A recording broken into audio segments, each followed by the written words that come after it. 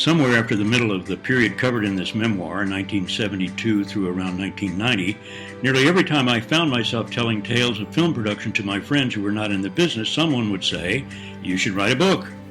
Occasionally I toyed with the idea, but it seemed like too much work, and anyhow, I really didn't think I had enough stories.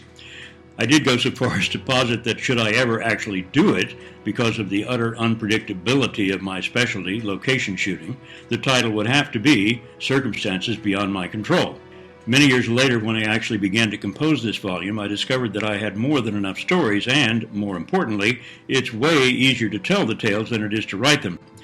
But with the constant help from my brilliant wife, Elizabeth Hepburn, to whom I read each section as I wrote, and then the insightful and fierce support of my tireless editor, Kit Whitmore, I managed to render my vocal ramblings into a readable book. So, here it is, Circumstances Beyond My Control. I've intentionally tried to make this writing as conversational as possible. I wanted to read as though you and I were sitting around telling stories. So, as you read, try to imagine yourself listening. There is a lot of talk in this book about members of film crews.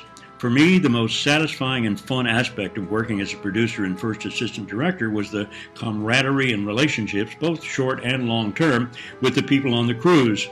Film technicians are among the most interesting folks I've ever known. I use the word technicians, but that's too limiting a term.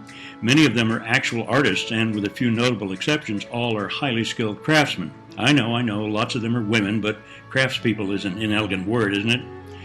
Anyway, by the time I'd been in the production world for a couple of years, most of my friends were, and still are, people who work in this challenging and exciting profession. If you enjoy reading Circumstances Beyond My Control a tenth as much as I enjoyed living it, it will be well worth your time.